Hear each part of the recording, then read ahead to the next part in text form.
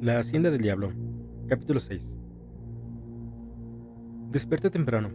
Coralia dormía plácidamente. Imaginé que un sinnúmero de recuerdos venían del solitario camino de la hacienda y atravesaban la puerta para cobijarse en mi memoria.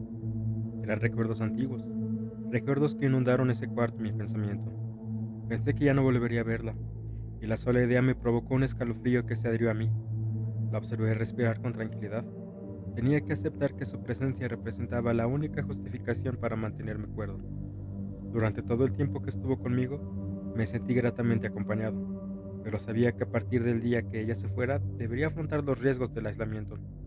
A pesar de su silencio, su rostro reflejaba paz, como si estuviera segura de que no se repetiría lo que pasó en la estacada. No quería que se fuera. Le dije que si para Remigio, que había esperado tantos años la interposición de los espacios, era tan importante quedarse, para mí también lo era. Y ella podía acompañarme con esa experiencia antes de marcharnos a vivir a Parral o a cualquier otra ciudad. Me miró los labios como si se tratara de leerlos. Le hablé de don Juan, de Casilda y de Juanita. Ella me observaba sin siquiera pestañear. Le dije que estaba dispuesto a desobedecer al mayor si eso le complacía, pero que no me dejara solo, que esperara a ver qué sucedía en el endrino. Siguió inmóvil un instante hasta que se animó a sonreír. Eso es lo que temo. Trinidad, aquí es muy fácil perder la razón y no volver a encontrarla. Tengo que regresar a ayudarle a mi hermana, pero si te quedas estarás expuesto a perder la razón, sobre todo por lo sucedido con Memo. Pero si no obedeces, el mayor Ramírez puede enjuiciarte y quizás hasta fusilarte. Se levantó, recogió su ropa y agregó: en cuanto me ponga de acuerdo con Rita, vendré de nuevo. Espero encontrar todo bien. Dedícate a trabajar, es la forma de conservar el juicio. No volvimos a hablar hasta que le ayudé a secarse el pelo junto a la pileta. Sé que dejarte en estas condiciones es muy riesgoso, pero necesito ir a Parral. Trataré de regresar lo más pronto posible. Le dije que después del desayuno, en cuanto estuviera lista, la llevaría a Parral. Para mi sorpresa, encontré en la cocina a Juanita. Cuando Juanita saludó a Coralia, ella no respondió. En lugar de ello, se puso a observar al viejo con mucha atención. Juanita se acercó a la mesa, pero Coralia ni siquiera la miró.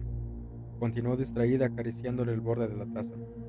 De pronto se levantó y fui detrás de ella. Iba rumbo al cuarto, y aunque lloraba, trataba de ocultarlo. Una vez dentro, rodeamos nuestros cuellos con los brazos. Se mantuvo con la cabeza baja, como si le apenara tanta congoja. No quise verla triste, así que le sonreí. Es muy peligroso que te quedes solo, pero tengo que irme por unos días. Creo que el viejo está loco y te va a enloquecer con eso de los espacios. En cuanto salimos, empezó la verdadera despedida. Me dolía en el alma que se fuera, pero creí sinceramente que ella le dolería más. Cuando subimos la maleta al jeep y le dije que se despreocupara, que tenía suficientes balas, se soltó llorando. No podía consolarse. Remigio se acercó y le regaló un pequeño látigo. Ella le respondió con un beso en la mejilla y partimos. No me habló, de vez en cuando me acariciaba la pierna y veía hacia los cierros sin mirar al frente. En un momento puso su mano sobre la mía y me dijo que buscaría la manera de regresar antes de que yo cumpliera la misión de Ramírez. Le respondí que si eran pocos los días los que se ausentaría, la esperaría con gusto y que si se le dificultaba viajar, yo la visitaría. Cuando salimos de la quebrada de la Hierbabuena, me pidió que le diera las balas de mi 38. Le respondí que las tenía guardadas en el cuarto. Seguía preocupada. Inventé que los disparos habían sido una forma de impresionarla, una broma estúpida que creí que le iba a agradar. Se mantuvo observando los postes. Tenía los ojos húmedos y los labios temblorosos. Después sonrió y me dio un golpe en el hombro. Me gusta más que sonrías. Luego, cambiando el tono, pregunté: Cora, ¿por qué no saludaste a Juanita? La señora que estaba en la cocina y que salió al patio. ¿Cuál señora? No había nadie, solo estábamos Remigio, tú y yo. Realmente estaba tan preocupada que no se percató de la presencia de Juanita. Tanto le preocupaba dejarme en ese lugar que según ella me iba a enloquecer, que ni siquiera se fijó de la anciana. No me arrepentí de haberle dicho que los disparos habían sido una actuación, aunque solo recordar lo sucedido me causaba escalofríos. En un esfuerzo por calmarla le dije: Memo está conmigo, me cuida, nada puede pasar. Sus ojos húmedos al borde del llanto reflejaron preocupación. Continuó un rato sin mirarme ni responderme. Por lo menos está rodeado de amigos, pensé, cuando supe que había salido del pocito. pero en cuanto me enteré por boca negra que el mayor te había comisionado a una hacienda abandonada, apenas terminé de ayudarle a Rita, cogí el camión hasta la carretera y me puse a caminar. Me preocupa tu soledad. Entiende que Memo está muerto, no te puede ayudar. No le contesté. Continuamos por el sendero hasta que una hora más tarde estábamos a las orillas de la carretera. Pensé que buscaba protegerme, pero tuve la impresión de que sus temores eran infundados. He de admitir que me causó mucho pesar que me dejara. Sé que el dolor es el inseparable acompañante del amor, y que sin él ninguna felicidad se logra, pero nuestro caso era diferente. Temí que su alejamiento me abatiera. Podría perderlo todo, la cordura y hasta las ganas de vivir. Entrábamos a la ciudad de Parral. Cuando se encendieron las primeras luces, dando un ambiente distinto a las calles, los edificios de altos muros, en contraste con el yermo paisaje que rodeaba el casco, me parecían jaulas de las que sus moradores solo salían a trabajar. Al ver a una cantina atiborrada de parroquianos, tuve la idea de que era el único lugar libre al que podían acudir para no caer en depresión. En la plaza vimos poca gente. Imaginé que se despedían por temor a la oscuridad. A pesar de la esplendorosa luna, no tienen ni idea de su embrujador poder. Haciendo sonreír a Coralia, los rayos del satélite se reflejaban en la gran ciudad que en el campo, pero allí me produjeron otra sensación. Los gritos de niños y después la sirena de una ambulancia rompieron el silencio en el que había transcurrido todo el viaje. No podría vivir aquí. Nada se compara a la quietud de El Endrino. Si quieres sepulcrar lo fantástica, regresemos en este momento. Se lo propuse nadando en un mar de dudas. Temí su rechazo, pero insistí. Volvamos a la hacienda. Me miró con una expresión de pesadumbre y angustia. Detuve el jeep para darle el pañuelo que se limpiara una lágrima. Me temblaba. Su labio inferior cada vez le temblaba. Antes de animarse a responder, le volvieron a humedecer los amielados ojos. Quizá sea yo quien más te conoce, y sé que no podrás soportar la soledad en ese lugar. Me asustan las voces que lo rodean. Si te aíslas terminarás por escucharlas a todas. Nunca la había visto hablar con un pesimismo tan grande. Realmente no quería que yo regresara a la hacienda. Sin embargo, yo consideraba que tal aislamiento podría hacerme provechoso de alguna manera. Guardamos silencio. Las fachadas de las casas expresaban los dolores y las alegrías de sus ocupantes. Coralia volvió a llorar y me preguntó si yo desertaría en caso de que ella me lo pidiera. En tal soledad, te aseguro que me volveré más fuerte. Pero esto es lo que haré. Aprovecharé para llamar al cuartel y saber cuándo vendrá mi relevo. No vendrá. Trinidad Ramírez te ha desterrado para que caigas solo, para que te derrumbes. Por eso te mandó al Endrino, dijo acariciándome la mano. Yo te rescataré. Arreglaré mis asuntos aquí y te visitaré de nuevo. Rescátame con tu alegría. Vamos a divertirnos para que esta luna no me revuelque la tristeza en la cara. En ese instante, y contemplando su sonrisa llorosa, recordé que Memo me decía que no había nada más triste que la tristeza de un hombre alegre. Aquí era lo contrario, la alegría de un hombre alegre en un momento triste. Aceptó gustosa compartir esa noche conmigo. Yo estaba dispuesto a gastar lo que me quedara de felicidad con ella. Por ser martes, el salón de baile estaba casi vacío. Solamente dos parejas se movían rítmicamente en el centro de la pista. La música provenía de una colección de cintas. Como había poca clientela, el propietario del salón no puso objeción a mi uniforme. Se acercó a Coralia. Algo hablaron y él me observó detenidamente. ¿Dijo algo sobre el uniforme? Me platicó que en este sector de la ciudad estuvieron 2 días sin luz y que volvió hace pocas horas. Pedimos cervezas, pero pusieron una polka, y aunque era antigua, quise bailarla, como agradecía ese ambiente festivo. El dueño, con el cigarro en la boca, aplaudía el ritmo de nuestros pasos y le sonreía a Coralia. Poco después, el volumen subió y la otra pareja salió a la pista. Con la música y los aplausos, la gente empezó a entrar al salón. Hicieron a un lado las mesas para ampliar la pista. ¡Alegría y amor!, gritó por el micrófono el propietario. Esta noche no necesitan consumir. Pasen, que ahora podemos demostrar su alegría, y esto es gratis. Éramos muchos los que nos encontrábamos en el centro del salón. El dueño se acercó a nosotros. Teniente, le pondré música mexicana de oro puro. Mucha gente se aproximó a las ventanas, pero entre tantos asistentes uno me llamó la atención. No me quitaba la mirada de encima. Le sonreí, pero no me contestó. El dueño realmente había escogido lo mejor de la música mexicana. Bailábamos como desenfrenados, los parroquianos apostados en la puerta, asomados a las ventanas y de pie junto a las mesas marcaban el ritmo con sus palmas. No me importó la desbordante alegría de los demás. La mía era la más grande de todas. Bailar era como recibir la luz del sol, antes de regresar a la oscuridad del Endrino. Abramos nuestras puertas de par en par a la alegría. Saquemos a la tristeza por la ventana. Ahora que nos presentan la oportunidad y acompañados de tanta gente, esta es una verdadera fiesta. La enternecieron mis palabras. Se acercó y me besó la mejilla. Entonces pensé que la alegría estaba tan cerca del dolor que nos causaba cierto malestar. Mientras seguía el vaivén acompañado, disfruté viéndola en medio de tanta gente. Por primera vez podía decir que me sentía feliz. Pensé en lo que Coralia me advertía acerca de ese aislamiento, pero abandoné mis reflexiones al sentir que alguien me miraba. Era el hombre de apariencia descuidada. No quise que ese detalle... El gozo me salía por los poros y se expresaba en sonrisas, manos y pies.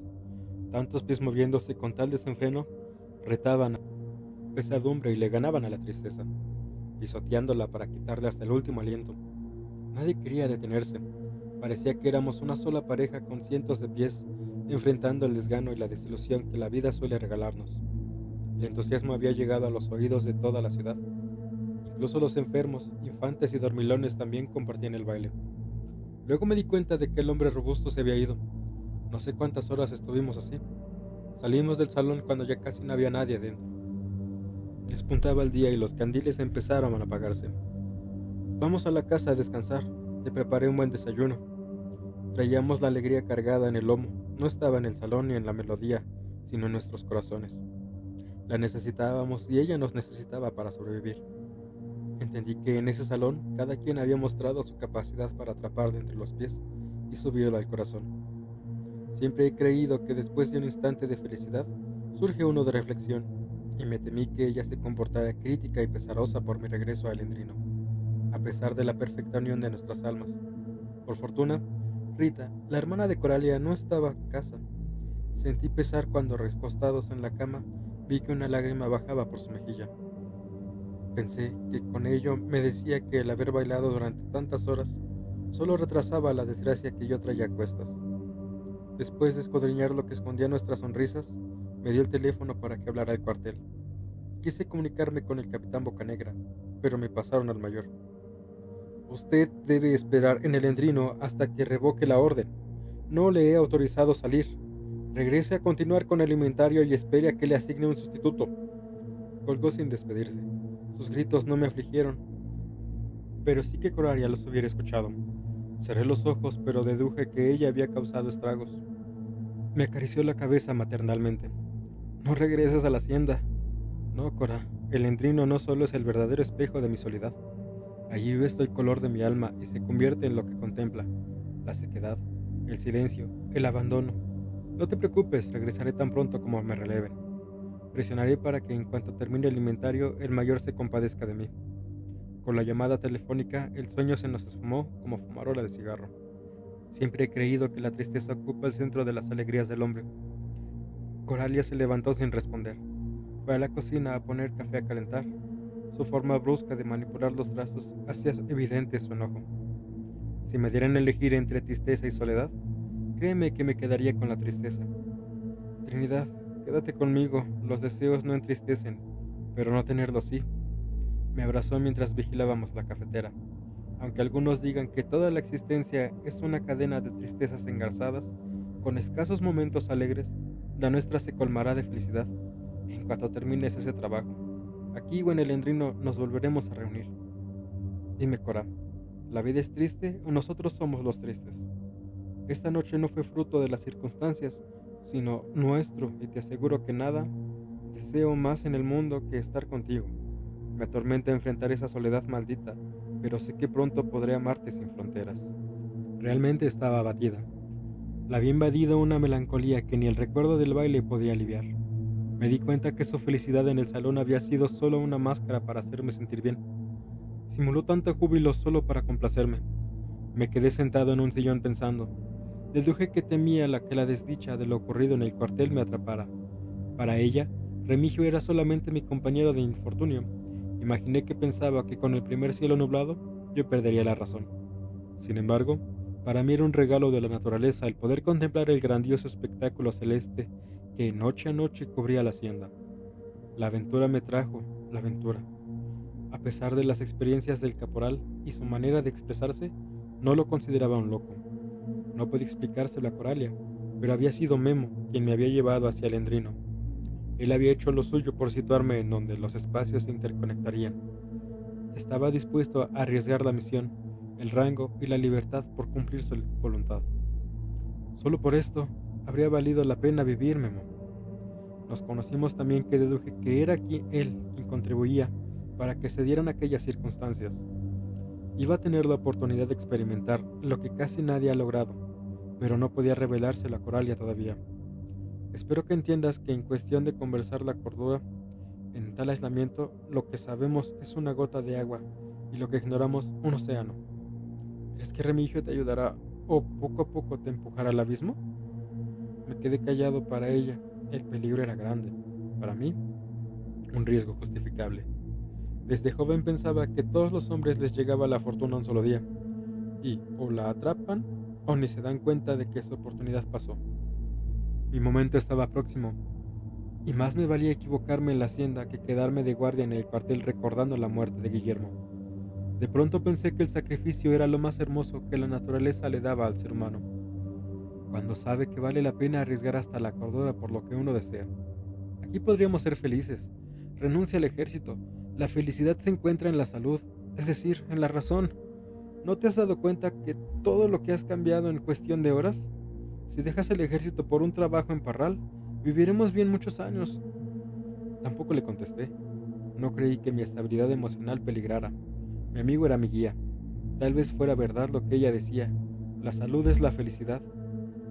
Pero quería llegar al final de mi vida sabiendo que había tenido una experiencia extraordinaria. No conocía a nadie que hubiera pasado por algo semejante. Convencido de que Memo era quien me guiaba en esos caminos ocres y de vientos opresivos, recordé que una tarde comencé con quien muriera primero volvería para comunicarse con el otro. Eso no me causa temor. Lo que sí me lo provoca era guardarle secretos a Cora, porque empezaría a acumular misterios en perjuicio de lo que más importante era para mí, la confianza. A eso sí le temía. Por otra parte, sentí que ella podría reclamarle al mayor y Ramírez, que éste, con toda su prepotencia, me mantendría lejos para vengarse. De inmediato sería huésped del pocito. El secreto de comunicarme con mi amigo rivalizaba con el deseo de confiar plenamente en ella. La interposición de espacios era cuestión de tiempo. Quizá con los años le contara que aquello sucedido en el Endrino. Por lo pronto, la prudencia sería mi principal aliada. Estás muy callado. Algo te inquieta y prefieres guardártelo, pero te respeto y te quiero mucho. Además, creo que un gran cariño debe basarse en el respeto y la confianza. Acompañó esa última expresión con un ademán de duda. El viento, la luna, los espectros, las voces, las luces, todo era parte de la señal. Eran piedras en el arroyo que interrumpían la corriente del agua para llevarme a la mayor experiencia que un humano puede tener. No encontré la forma de decirle que lo que más deseaba en este mundo era seguir esas señales, y que imaginaba que eran enviadas por mi amigo desde quién sabe dónde. Memo terminaría por decirme algo, pero si no estaba en el momento y en el lugar justos, me quedaría con la impresión de que aquel balazo había sido para acercar nuestras vidas. Sabía que desde el primer instante que lo insinuara, Coralia me refutaría. Para mí la vida ha sido más un sueño que un juego. Y eso, creo, porque nunca he jugado. En el ejército no se juega ni se arriesga, mucho menos estando en guerra. Sentí que estaba por cumplir con la tarea más importante de mi vida, y me quedaba poco tiempo para hacerla valer. La vida no era trabajo y felicidad, era más que eso, un significado, un deseo, un compromiso. Es cierto que vivir es desear, pero ¿qué tanto puede desear un militar? En ese departamento en Parral me di cuenta que estaba completamente convencido de la unión de los espacios que creía Remigio. Tendría por primera vez las cartas conmigo y las jugaría. En el Endrino esperaría lo necesario y jugaría. Hombre, sombra, significado, vida, sueño, destino, todo se conjugaba en un sentido. Lo haría valer. Lamenté mucho no poder explicárselo a Cora, y en ese momento no supe qué hacer. La vida me había resultado placentera, horrible, dulce, amarga, pero no fantástica. Quizá Coralia no lo entendería como yo, pero sabía que Memo estaba tratando de decirme algo y me conducía a donde pudiera escucharlo. ¿Prefieres callarte, Trinidad? ¿No me amas? Esa pregunta seguida de la inmediata respuesta era una estrategia usual en ella. Realmente estaba en un predicamento, no deseaba lastimarla y tampoco forzarla a recurrir al mayor. Sufrí por no poder explicar que era cuestión de muy poco tiempo que el deseo por ver más allá del camino, más allá de la colina que me señalaba mi amigo, era tan grande como por el gusto de vivir el resto de mi vida junto a ella. Hasta llegué a creer, en parte de la razón, siempre limitaba el deseo. El mío era espantosamente grande. Imaginé que cuando no percibe esa dimensión en su deseo, casi siempre es por casualidad. No podía decirle más. Vayámonos al Conquistador. Después de comer algo, eso nos hará sentir mejor. El lugar me pareció mejor arreglado que la última vez. Cuando se lo comenté respondió que seguía igual, pero como recién llegábamos de un sitio abandonado, lo veíamos distinto. Quizás era cierto, y cualquier cosa nos hubiera parecido agradable. No había comensales. Su hermana Rita, la dueña del lugar, nos saludó amablemente. En cuanto nos sentamos, una de las meseras se acercó a llevarnos café. Uno de los secretos de la felicidad es tener costumbres placenteras y sanas, dijo Rita al acercarse a conversar. Y tú eres muy afortunado, mi hermana te adora, por eso tienes costumbres placenteras. ¿Por qué no renuncias a esa carrera estéril y monótona y junto con ella pones otro conquistador? Ante mi sorpresa insistió. No puedes culparte por lo sucedido con Memo.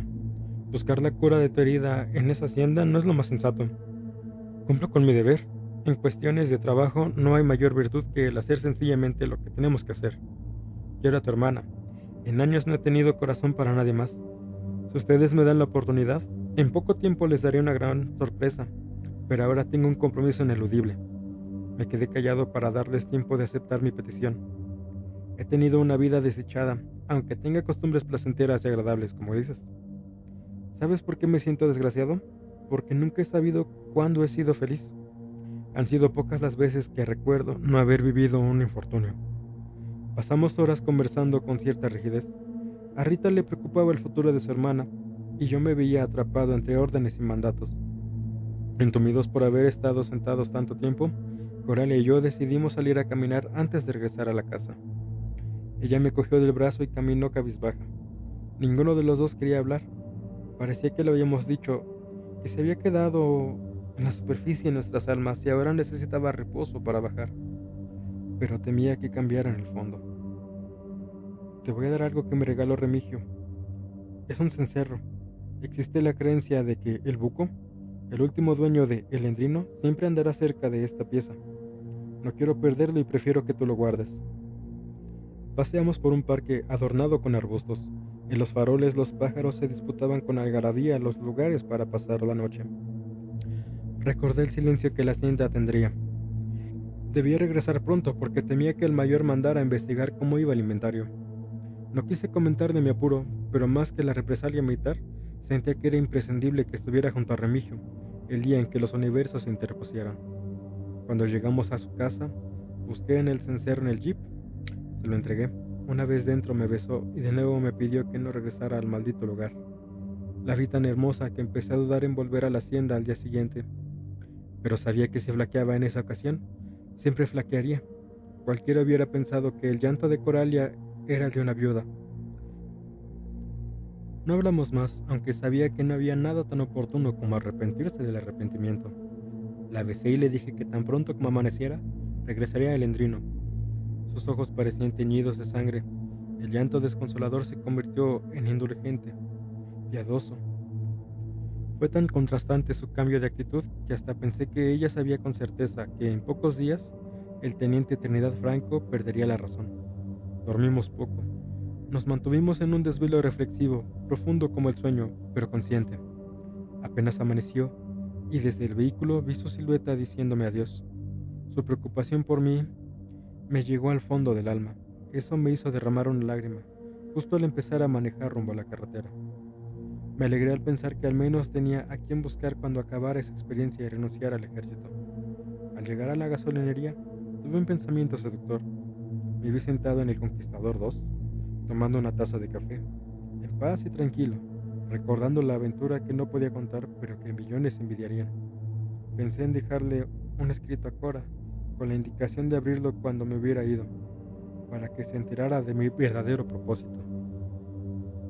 Pero temí que hablara con el mayor, y que éste, por pura maldad, me relevara antes del acontecimiento. Otras ideas surgieron, quizá porque dudaba en seguir adelante o regresar con ella. El arrepentimiento empezó a navegar en las agudas aguas del remordimiento. Consideré que estaba por iniciar una penitencia de la que desconocía el destino, pero tenía que hablar con mi amigo. Con esa carga no podría ocupar el lecho confortante de Coralia en las noches. Cora desea que abandone todo y regrese con ella. Primero haré contacto contigo, Memo, y después podrás visitarme en el negocio que pondré con ella. Me sentí estúpido por obedecer ciegamente al instinto. Si era cierto que ese presagio me estaba gobernando, preferiría jugar mis cartas. No hacerlo sería pasar el resto de mi vida pesaroso por haber abandonado lo que Memo había fraguado. No me importaba el Buco, ni Juanita, ni Gregorio. Yo deseaba contactar a mi amigo y si existía una posibilidad, aunque fuera una pequeña, extraña o vaga, la aprovecharía. Deseaba saber qué había querido decirme antes de morir. Minutos más tarde, el sol dominó la planicie. No quedó un solo rincón sombrío.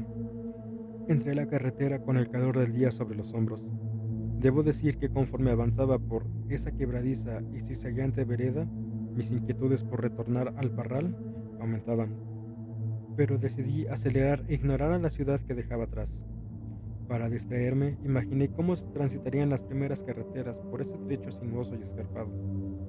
Quizás el viaje les llevaría todo el día. El paisaje que esos viajeros veían en el mismo que en ese momento contemplaba yo. Pensé que la descompostura de una rueda de madera debía arrastrarlos horas, tal vez días. Iba en esas cavilaciones amodorradas cuando de improviso el viento rodeó el vehículo. Imaginé que era yo quien generaba el remolino. En algunos tramos tuve que poner los limpiavidrios porque había mucho polvo. Tuve que encender las luces altas. Nunca había manejado en tan extrañas circunstancias. Deseaba llegar al arroyo, pero cada vez tenía menos visibilidad. Me detuve a esperar que esas ráfagas encontradas perdieran intensidad, pero eso no ocurrió. Me recargué en el asiento y cubrí los resquicios por donde entraba el viento. Dormití un poco, sin embargo, el ulular y las continuas vibraciones me mantuvieron en tensión. Una hora más tarde, tuve la corazonada de que Guillermo podría ayudarme a descifrar qué ocurría. Realmente era insólito, que ese viento no perdiera intensidad en tantísimo tiempo. Pensé que ese extraño remolino rodeaba solamente a mi vehículo. Memo, dime qué ocurre. Dime si esto es un aviso tuyo para que regrese a Parral con ella. En ese instante, un golpe en el techo me hizo dar un brinco. Parecieron dos manotazos que con fuerza pegaban en el endeble capote. Abrí la puerta para ver qué sucedía. El viento me dio en los ojos, limitando mi visión. Probablemente había sido una rama o una piedra levantada por las ráfagas. En el instante en el que traté de distinguir de qué se trataba, me percaté que esos extraños y vertiginosos vientos habían oscurecido la espléndida mañana. Azotaban hasta donde alcanzaba a ver. Cerré la puerta y eché a andar el vehículo. Quizá llegara el arroyo, pero tuve que detenerme nuevamente. Apenas distinguía un par de metros adelante. Llevaba los faros encendidos y no podía ver el camino. Me acomodé en el asiento y volví a tapar los espacios por donde entraba el viento. Al poco rato, a lo lejos vi la luz de una linterna. Era alguien que caminaba con lentitud. Entonces tomé la mía y decidí ir a socorrerlo. No sé a qué velocidad tenía el viento, pero parecía un tornado. Apenas podía ver un paso. En aquella negrura dirigí la luz hacia el caminante, pero el brillo de la linterna no disminuyó, como si retrocediera. Regresé al jeep y me puse unos lentes negros, pero menos podía ver. Los volví a dejar y al voltear hacia la lámpara, su luz se había acercado bastante. Era más brillante y nítida. Al avanzar hacia allá, la luz de nuevo empequeñeció. Creí que alguien estaba en algún bordo y que subía y bajaba por la ventrolera. Así que agaché la cabeza y seguí caminando. Con mucho esfuerzo avancé unos 50 pasos. Cuando levanté la cabeza, la luz de la linterna era pequeñísima. Apenas se veía un punto en el negro horizonte. Me asombró la distancia y la velocidad necesarias para que la vieran tan lejos. Volteé al jeep y por los faros encendidos deduje que estaba a unos 20 metros. Apenas lo veía entre la ventisca y la oscuridad. Regresé sin entender qué ocurría con esa luz. En cuanto me subí y cerré la puerta, la extraña luz se había aproximado tanto que podría decir que se encontraba a menos distancia de la que yo había recorrido. Imaginé que era una aglomeración de luciérnagas, que el viento acercaba y alejaba. Difícil de creer, pero no tenía otra explicación. Decidí dormitar un poco. Al despertar, el sol era diáfano. El parabrisas estaba cubierto de arena. Bajé del vehículo y me di cuenta que también lo estaban las 4 llantas. Encendí el motor e inicié mi viaje por la escabrosa vereda. Empecé a ascender, pero al poco rato me di cuenta que el camino estaba limpio. Con extrañeza me detuve, bajé del jeep y subí la cuesta. Desde un peñasco me di cuenta que se me había quedado justo en el centro del torbellino. Si hubiera avanzado medio kilómetro más, hubiera salvado la ventisca y ya estaría en la hacienda. Esa experiencia superaba lo que había imaginado, sobre todo por la extraña luz entre la negrura del viento.